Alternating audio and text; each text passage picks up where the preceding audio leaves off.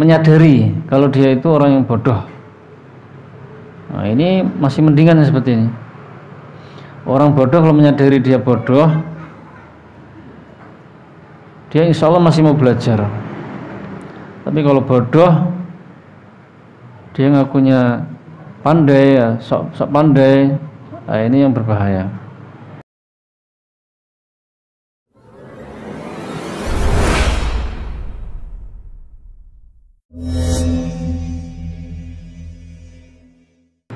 Assalamualaikum warahmatullahi wabarakatuh.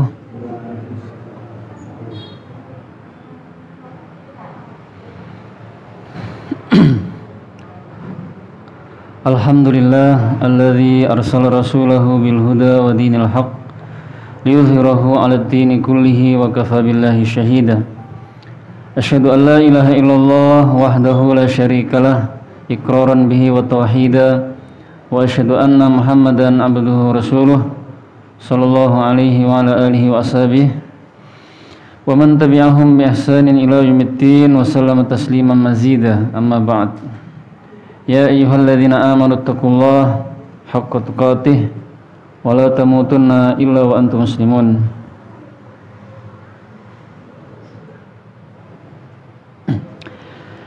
Ma'asyiral muslimin wal muslimat rahimakumullah. Alhamdulillah, segala puji hanya bagi Allah Subhanahu wa taala yang telah melimpahkan banyak kenikmatan kepada kita, terutama nikmat iman, Islam dan kesehatan, sehingga pada malam hari ini kita bisa hadir di Masjid Al-Furqan ini untuk melanjutkan pembahasan kita mengkaji kitab Makarimul Akhlak yang ditulis oleh Syekh Muhammad bin Shalih Al-Utsaimin rahimahullah. Semoga Allah Subhanahu wa taala melimpahkan kepada kita ilmu yang bermanfaat. Allahumma inna nas'aluka ilman nafi'a wa rizqan thayyiba wa amalan mutaqabbala. Allahumma la mani'a lima a'taita wa la mu'tiya lima mana'ta wa la yanfa'u dzal jaddi minkal jadd.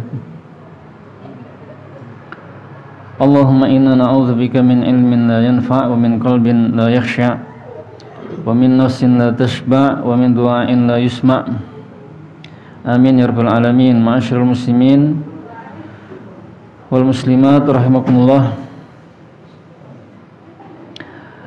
Pembahasan kita masih tentang akhlak mulia kepada Allah Subhanahu wa taala.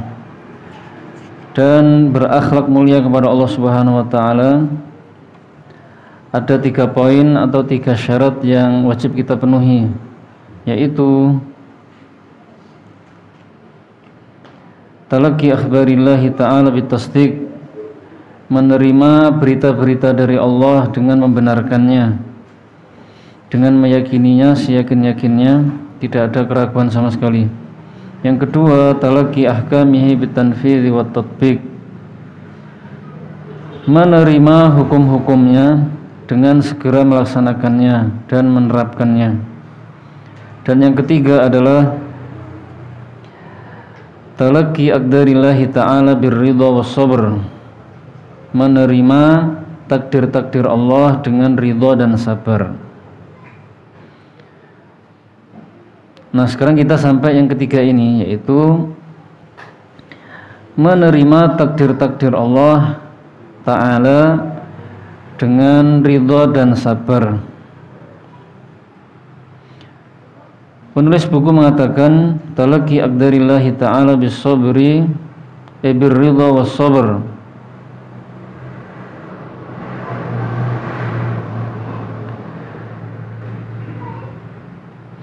menerima takdir-takdir Allah dengan penuh ridha dan sabar. Jadi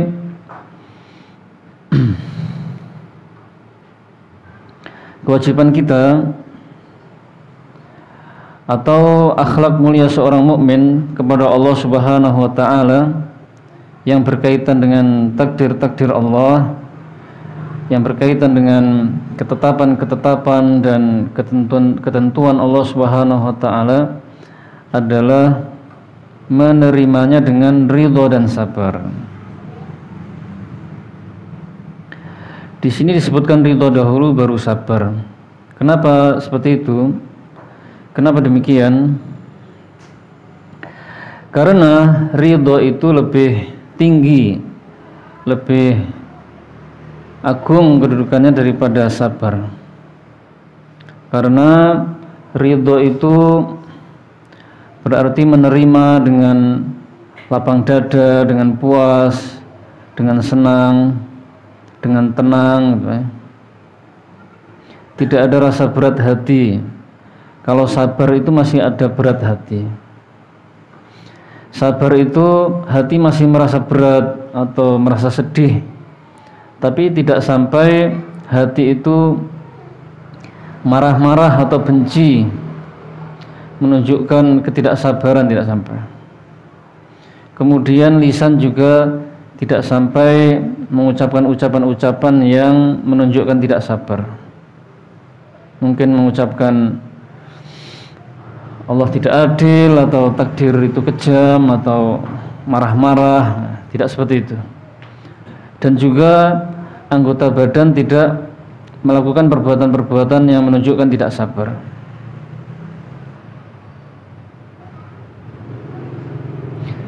Nah, tapi kalau ridho itu lebih tinggi. Ridho itu lebih tinggi. Orang yang ridho terhadap takdir-takdir Allah, ridho terhadap ketetapan-ketetapan dari Allah yang pahit, berarti keadaannya itu sama. Orang yang selalu ridho itu dapat nikmat maupun dapat musibah, dapat kemudahan maupun dapat kesulitan, sama keadaannya. Dapat nikmat, dapat kebahagiaan, dia ridho. Dapat kesulitan, dapat musibah, dia ridho. Bahkan bersyukur.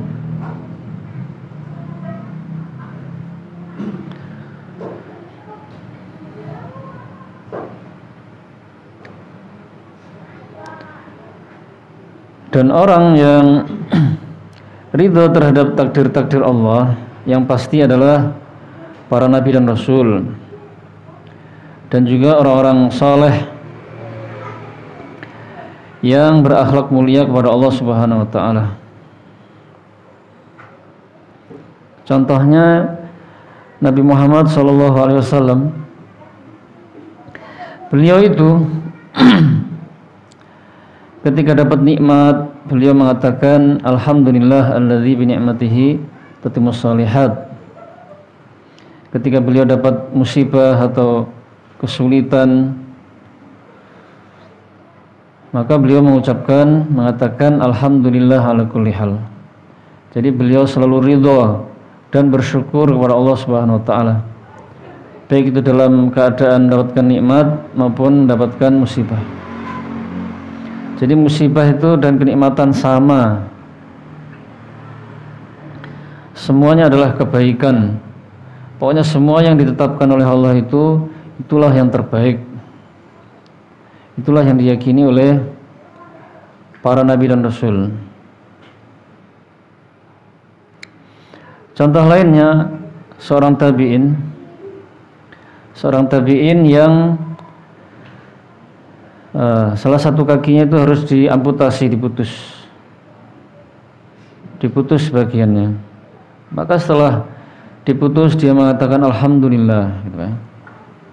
Alhamdulillah, kaki saya diputus sebagian saja, yang kanan ya sebagiannya. Saya masih punya kaki yang kiri utuh dan yang kanan masih ada sebagiannya. Alhamdulillah. Jadi dia senang, bersyukur dan ridho, gitu. Tidak ada rasa berat hati. Setelah itu ada musibah baru lagi, diberitahukan bahwasanya salah satu anaknya meninggal kalau nggak salah karena masuk ke kandang kuda, jatuh kemudian diinjak-injak sampai mati. Maka dia pun mengatakan alhamdulillah juga. Alhamdulillah anakku yang meninggal cuma 1, masih ada 6. Anaknya 7. Jadi tidak marah-marah, bahkan tidak ada rasa berat hati. Jadi dia ridho gitu.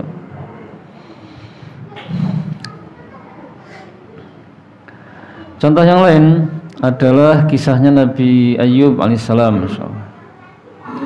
Nabi Ayyub alaihissalam hidup dengan penuh nikmat, Pak, selama 50 tahun atau 51 tahun, terutama 20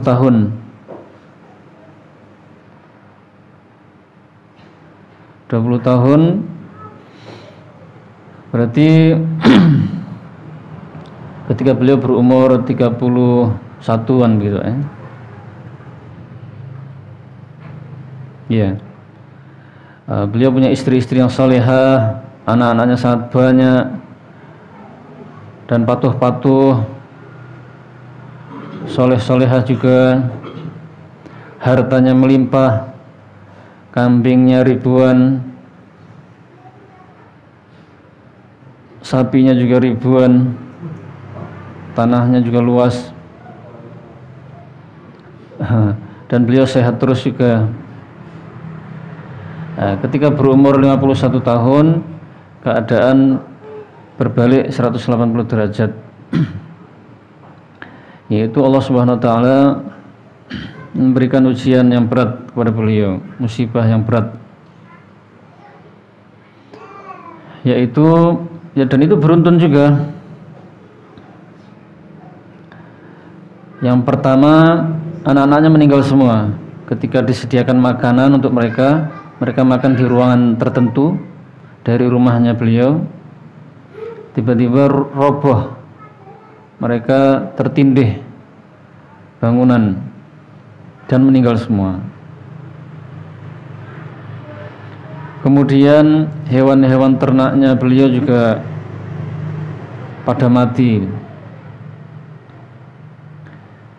Kemudian beliau terkena penyakit kulit kusta, seluruh tubuhnya dari ujung kepala sampai ujung kaki, dan bernanah, keluar nanah dan juga bau, sehingga istri-istri beliau pergi meninggalkan, kecuali hanya satu yang masih setia menemani dan merawat.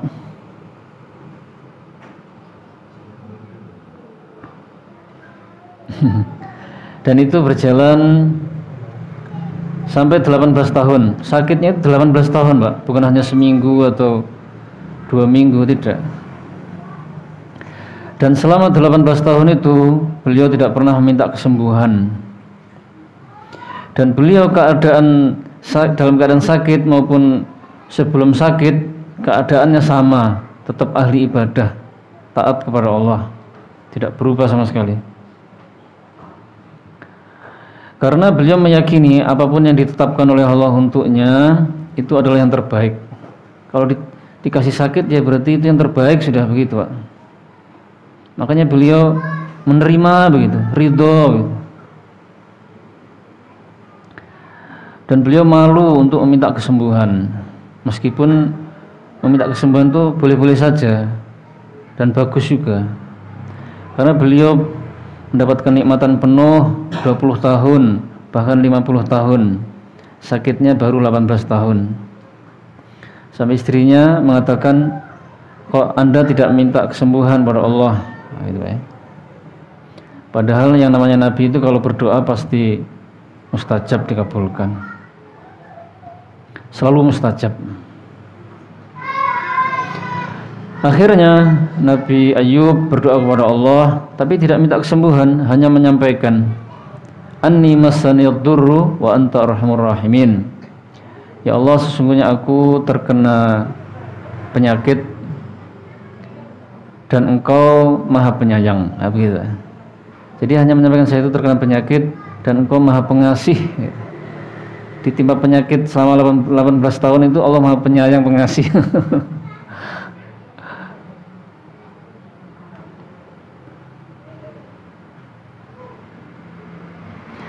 karena kesabaran beliau, bahkan bukan sabar lagi Pak ya, karena ridhonya beliau itu akhirnya dibalas dengan buah yang manis dan manisnya lebih daripada madu. Sebagaimana ada nasihat Arab atau pepatah Arab mengatakan, as-sabru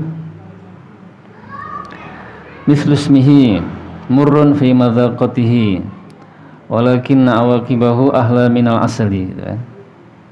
Sabar itu seperti namanya, pahit rasanya, tetapi buahnya atau akibat baiknya itu lebih manis daripada madu. Itu adalah sabar, apalagi ridho.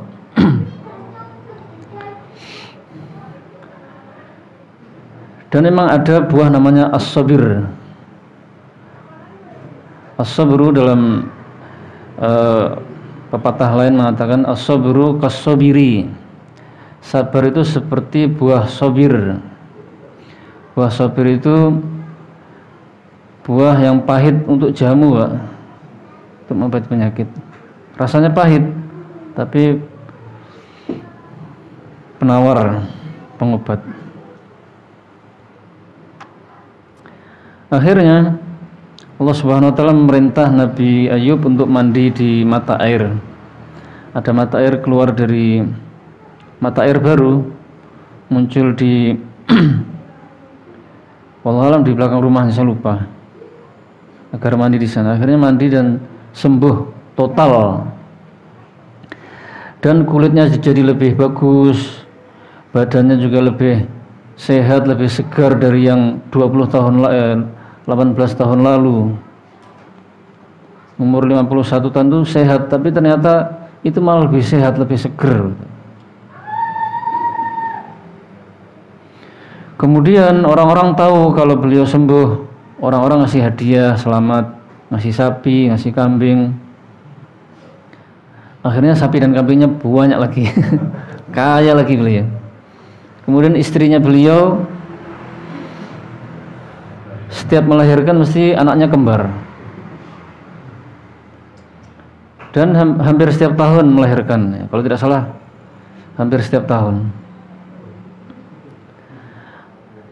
Kembar sampai 12 kali melahirkan, berarti 24 tuh anaknya. Jadi memang sabar itu Masya Allah kuncinya kunci kebahagiaan dan kesuksesan. Hendaknya kita melihat pada diri kita ini kalau mendapatkan musibah-musibah, kita itu ridho dan sabar atau tidak.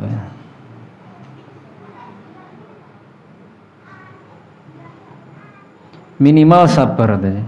Ini tingkatan bagus yang paling minimal ya. Kalau bisa ridho tadi,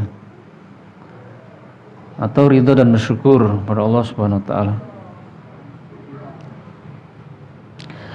Wa huwal amru tsalitsu min husnil khuluqi ma Allah wa kulluna ya'lamu an aqdarallahi azza wa jalla allati yudabbiruha fi khalqihi laysat kulluha mulaimah lil khalq fa hal kullu ma yuqaddiruhu Allahu alaina mulaimun lana bima'na anna nufusana tamilu ilaihi wa yatala'amu ma'a nufusina alwaqi'u la.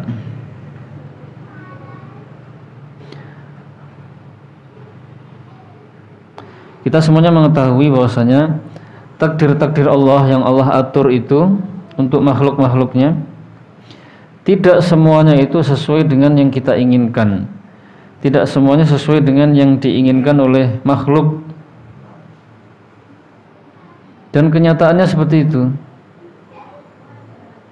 Ada yang sesuai dengan yang diinginkan dan ada yang tidak sesuai dengan yang diinginkan.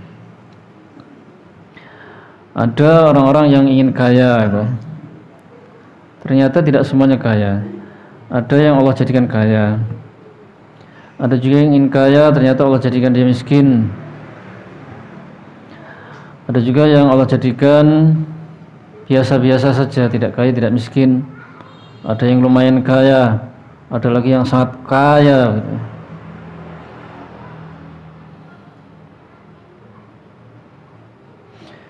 Di sini dicontohkan takdir-takdir yang buruk, yang pahit.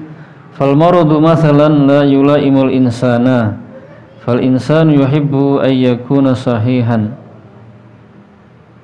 Contohnya sakit, itu tidak sesuai dengan keinginan manusia. Semua manusia ingin menjadi orang yang sehat.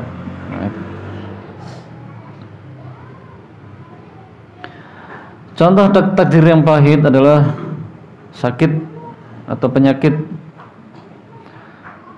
Itu tidak disukai oleh manusia, tidak diharapkan. Semuanya ingin sehat.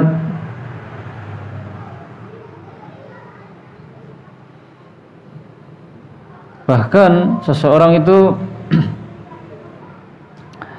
berdoa untuk dirinya, minta kesehatan, ya Allah jadikan aku selalu sehat walafiat, misalnya begitu Pak. Atau mendoakan orang lain, semoga engkau selalu sehat walafiat. Walafiat itu maksudnya selalu selamat. Sehat, walafiat itu selamat dari berbagai musibah. Atau kita bertanya kepada orang lain, bagaimana kabarmu, sehat? Nah, biasanya begitu ya. Nah, tidak mungkin kita meminta kepada Allah, ya Allah, ya, tidak mungkin minta sakit ya. Atau mendoakan orang lain yang kita cintai itu kita doakan sakit, ya tentu tidak. Tapi kenyataannya tidak semua orang itu sehat. Ada yang selalu sehat, ada yang kadang-kadang sehat, kadang sakit, ada yang kadang-kadang, ada yang lebih sering sakitnya.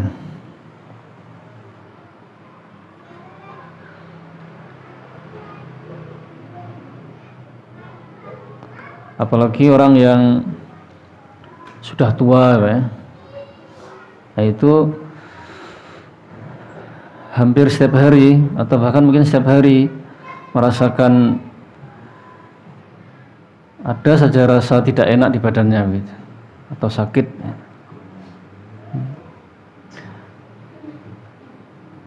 Bahkan di atas 40 itu sudah badannya sudah sering merasakan sakit. Belum sampai tua. Makan apa keliru, salah makan dikit sudah kumat ya. Asam uratnya.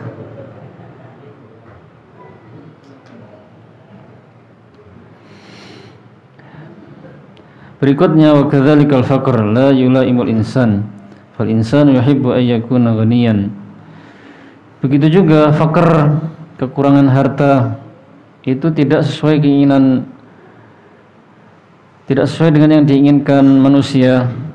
Manusia semuanya inginnya kaya. Kalau berdoa juga begitu, ya Allah jadikan aku kaya dan bertakwa misalnya. Atau mendoakan orang lain, semoga Allah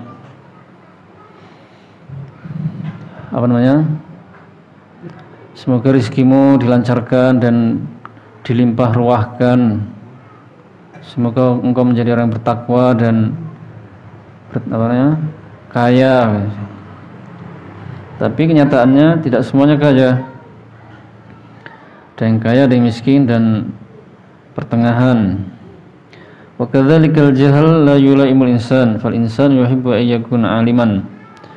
Begitu juga kebodohan, tidak sesuai dengan yang diinginkan manusia.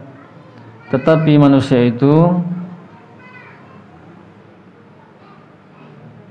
suka kalau menjadi orang yang pandai. Jadi ada yang ditakdirkan oleh Allah bodoh, ada yang sedang-sedang, ada yang lumayan, ada yang pandai. Tidak semua manusia itu ingin kebodohan, semuanya ingin jadi pandai. Tapi ya begitulah takdir Allah, memang ada yang dijadikan pandai dan bodoh. Maka kalau ada orang ditetapkan oleh Allah sebagai orang yang bodoh, memahami pelajaran itu sulit misalnya, tidak paham-paham, hendaknya dia bersabar dan ridho tadi. serta tetap berusaha belajar.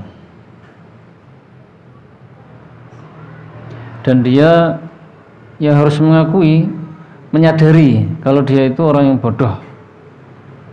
Nah, ini masih mendingan seperti ini. Orang bodoh kalau menyadari dia bodoh, dia insya Allah masih mau belajar. Tapi kalau bodoh, dia ngakunya pandai, ya, sok pandai, nah ini yang berbahaya, bahkan merusak. Apalagi kalau bodoh ngakunya pandai dan dia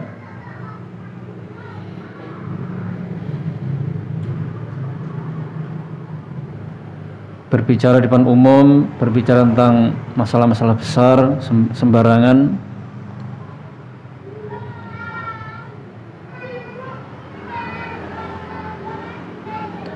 Lakin aqdarullahi azza wa jalla bihikmatihi tatanawwa' minha ma yulaimul insan wa yastarihu lah bimuqtada tabi'atihi wa minha ma la yakunu kadzalik.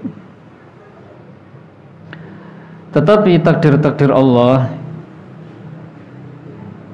ketetapan-ketetapan Allah, ketentuan-ketentuan Allah itu bermacam-macam berdasarkan hikmahnya. Ada yang sesuai dengan keinginan manusia atau harapan manusia sehingga dia merasa lega, puas. Dan ada juga yang tidak sesuai dengan keinginannya dan harapannya. Fama huwa husnul khuluqi ma'allahi azza wa jalla nahwa aqdarihi. Husnul khuluqi ma'allahi nahwa aqdarihi an tarda bima qaddarallahu lak wa an tatma'inna ilaihi wa an ta'lama annahu subhanahu wa ta'ala ma qaddarahu ila li hikmatin wa ghayatin mahmudah yastahiqu alaihi alhamdu wasyukru.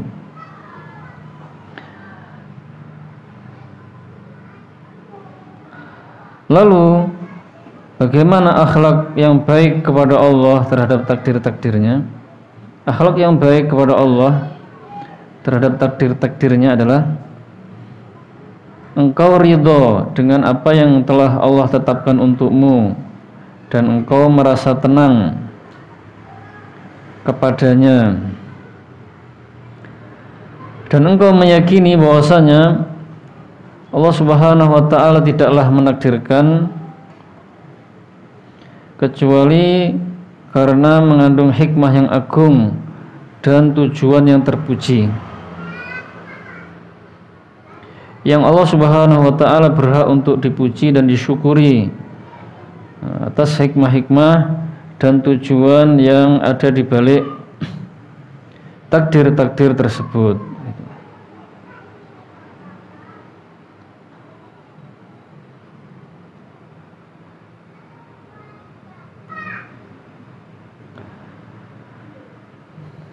Kalau kita mendapatkan takdir yang baik, insya Allah mudah Pak ya, untuk ridho itu mudah. Insya Allah semuanya bisa. Nah, tapi kalau mendapatkan takdir yang buruk, inilah yang berat. Dan kewajiban kita adalah minimal bersabar. Kalau bisa ridho.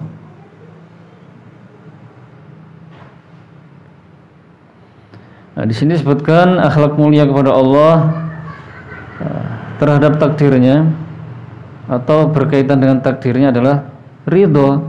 Kita ridho dengan apa yang sudah ditetapkan oleh Allah. Hati itu menerima, puas, tidak ada rasa berat atau jengkel. Hati itu merasa senang.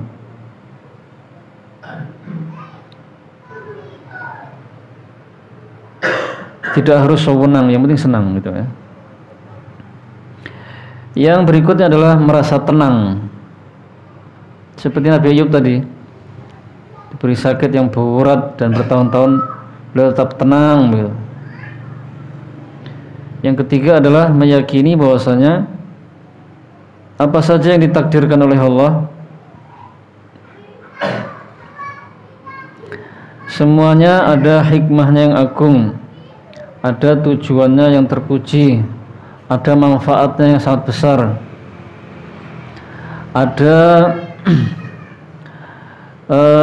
akibat yang sangat baik. yang mana manfaat atau hikmah atau manfaat yang besar itu yang akhirnya diketahui oleh manusia atau tidak. Jadi takdir-takdir Allah itu semuanya ada manfaatnya, ada hikmahnya. Yang hikmahnya itu bisa jadi diketahui oleh manusia atau tidak.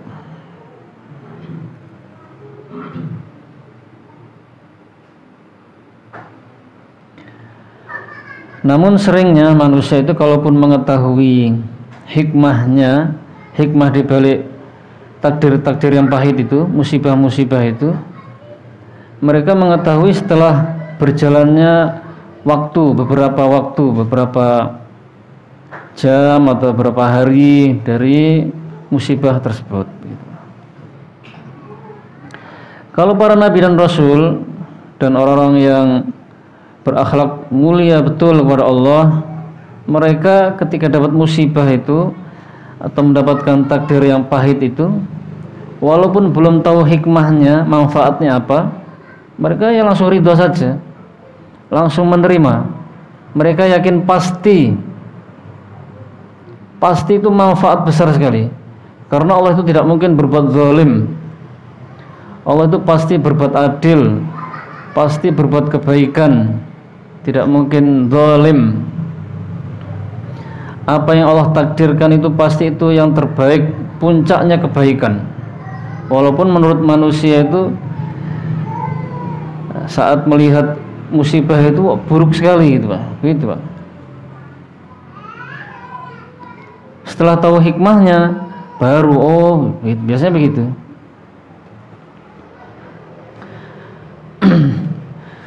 Contohnya ada kejadian ini, satu keluarga mau naik pesawat, ternyata ketinggalan, pesawatnya sudah pergi.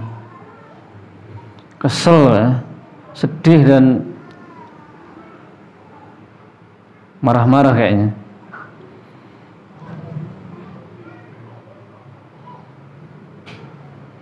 Ya, karena mereka tiketnya hangus dan kalau mau naik pesawat lagi yang baru harus beli lagi gitu, dan menunggu lagi mestinya, tidak langsung, masih ada jeda gitu. Ternyata mereka mendapatkan kabar setelah 1 jam pesawat yang tadi mau dinaik itu ternyata jatuh ke laut. Akhirnya mereka ya Allah, alhamdulillah gitu. Maksudnya bersyukurnya dan ridhonya itu terlambat. Kalau para nabi dan rasul itu ya sejak awal sudah alhamdulillah, ini pasti baik, sudah begitu aja.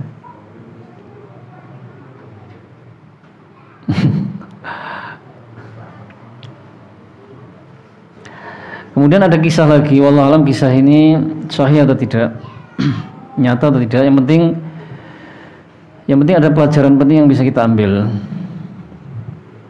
Sebenarnya dulu pernah saya ceritakan, tapi diulangi lagi tidak masalah. Yaitu tentang kisah seorang raja yang salah satu jarinya putus ketika dia berburu dengan anak buahnya. Raja ini terkena musibah sehingga jarinya itu salah satunya harus diputus, atau pokoknya putus lah intinya. Nah, ada salah satu menterinya itu mengatakan al khairu khiyaratullah, yang terbaik itu adalah pilihan Allah. Memang kebiasaan menterinya itu begitu. Kalau ada orang kena musibah dinasihati begitu, apalagi kalau menunjukkan tidak sabar, yang kena musibah tidak sabar, dinasihati supaya sabar dan ridho. Al khairu khiyaratullah, yang terbaik itu adalah pilihan Allah. Nah, rajanya itu dinasihati seperti itu, tersinggung dan marah. Ini jari saya putus dan musibah seperti ini terbaik. Istilahnya gitu. Akhirnya dia mengatakan, ini penjarakan orang ini. Di penjara mengatakan, pas dimasukkan penjara al khairu khiyaratullah, dia mengatakan begitu. Yang terbaik adalah pilihan Allah. Disampaikan kepada rajanya. Itu tadi di penjara mengatakan yang terbaik adalah pilihan Allah. Nah, akhirnya suatu saat lagi raja ini kembali berburu, Pak, tapi di hutan lain yang belum pernah terjamah katanya. Dia ngajak anak buahnya. Akhirnya mereka tersesat di hutan itu, dan di sana ada orang-orang yang menyembah dewa istilahnya. Nah, raja dan anak buahnya itu ditangkap dan dijadikan tumbal, disembelih satu-satu. Nah, giliran raja tidak jadi sembelih, Pak, karena jarinya putus. Oh, ini kalau untuk tumbal nggak boleh ada cacatnya, harus sempurna. Akhirnya selamat, disuruh pulang. Nah, di tengah jalan dan juga sampai di tengah jalan dia menyadari, dan oh ternyata betul pilihan Allah itu yang terbaik. Ternyata jari saya putus ini terbaik gitu. Bener kata menteri saya. Alhamdulillah gitu ya. Dia juga senang, makanya menterinya dikeluarkan juga dari penjara. Nah, menterinya juga ditanya, diberitahu, kamu tadi mengatakan al khairu khairatullah, yang terbaik adalah pilihan Allah ketika jari saya putus itu, dan saya sudah tahu hikmahnya, manfaat dibalik musibah itu. Ternyata saya tidak dijadikan tumbal. Sekarang saya tanya kamu waktu di penjara kok mengatakan yang terbaik itu pilihan Allah? Iya, saya di penjara mengatakan itu karena kalau saya tidak di penjara, saya akan ikut Anda berburu dan jadikan tumbal nanti gitu, Pak. Oh iya gitu.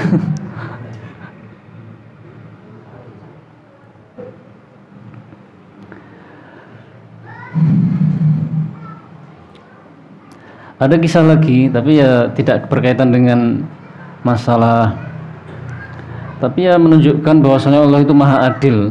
Allah itu seluruh perbuatannya baik, Pak. Walaupun di mata manusia itu kok kayak jelek, tapi tidak ada kejelekan. Seluruh perbuatan Allah itu baik.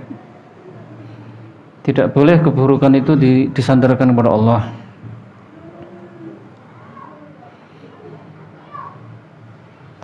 Kalau kisah ini saya mendengar dari ceramahnya Ustaz Khalid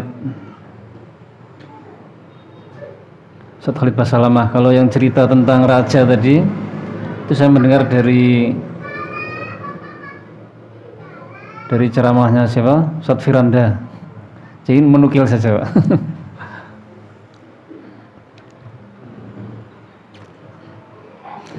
Jadi suatu saat Nabi Musa AS ingin melihat keadilan Allah Subhanahu wa taala langsung di hadapan matanya, ingin melihat langsung. Beliau sudah yakin Allah itu maha adil. Jadi Nabi Musa menyampaikan hal itu kepada malaikat Jibril.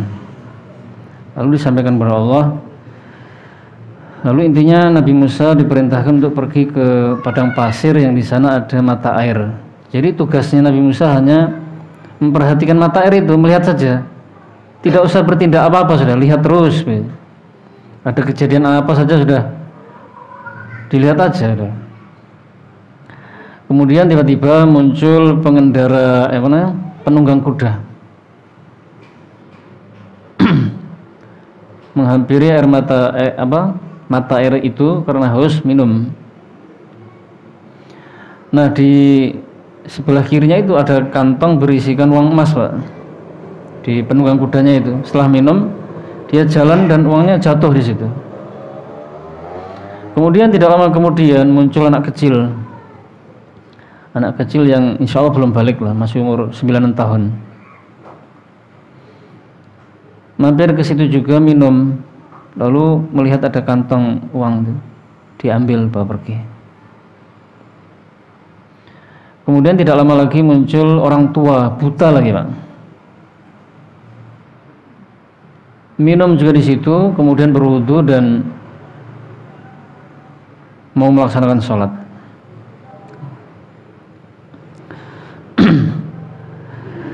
Ternyata penunggang kuda tadi sadar uangnya jatuh ya. Akhirnya dia kembali lagi.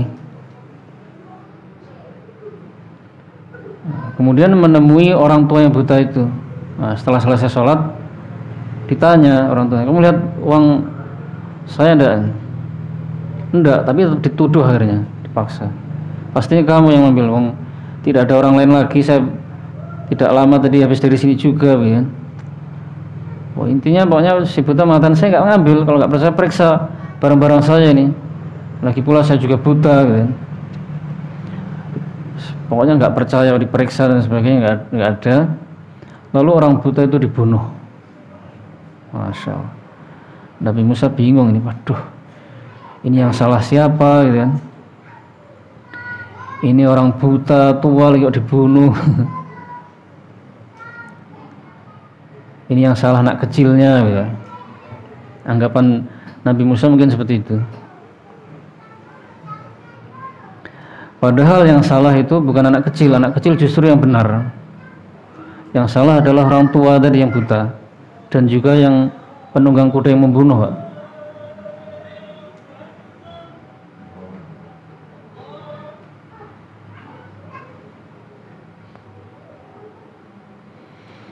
Setelah dibunuh, penunggang kudanya pergi.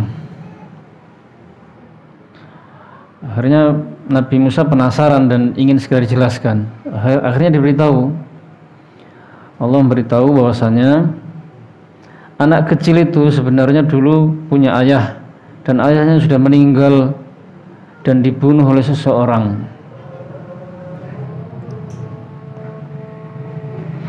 Ayahnya dulu waktu hidup pernah bekerja sama seseorang dan orang itu yang penunggang kuda itu, dan pernah tidak digaji. Dan tidak digaji, jumlah gajinya itu sejumlah uang emas yang di kantong itu. Ketika penunggang kuda mau safar itu ngantong uangnya itu pas segitu itu, Pak. Sehingga Allah menghendaki uangnya kembali ke ahli warisnya, anaknya.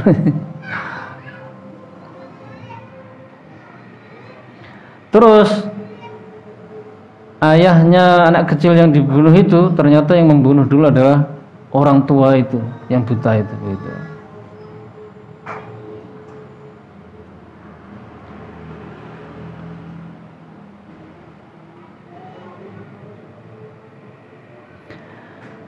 Nah, itu menunjukkan keadilan Allah Subhanahu wa taala, bahwasanya seluruh perbuatan Allah itu baik. Kalau manusia belum tahu itu ya memang awalnya begitu, Pak. Oh, kayaknya begini begitu. Wah, saya kena musibah ini. Kok sakit. Padahal bisa jadi kalau orang itu sehat terus, dia bisa jadi lalai, Pak. Dengan diberi sakit seminggu akhirnya dia banyak istighfar, begitu. Terus pas sehat dia insya Allah lebih taat. Tapi kalau sehat terus bisa jadi lalai terus, begitu. Jadi itulah akhlak-akhlak mulia kepada Allah Subhanahu wa taala ada 3, yaitu menerima takdir-takdir Allah, menerima berita-berita dari Allah dengan membenarkannya. Yang kedua adalah menerima hukum-hukumnya dengan segera melaksanakannya. Dan yang ketiga menerima takdir-takdirnya dengan ridha dan sabar.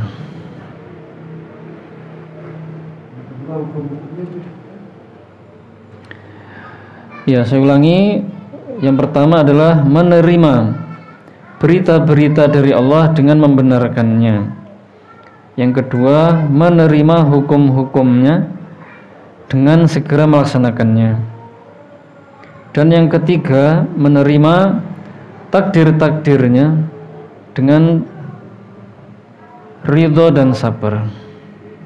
Semoga kita semuanya bisa mengamalkan 3 poros akhlak mulia tadi, akhlak mulia kepada Allah Subhanahu wa taala. Insyaallah pertemuan depan tentang akhlak mulia kepada sesama makhluk, akhlak mulia kepada makhluk. Kita akhiri kajiannya. Subhanakallahumma bihamdika asyhadu an la ilaha illa anta astaghfiruka wa atubu ilaik. Assalamualaikum warahmatullahi wabarakatuh.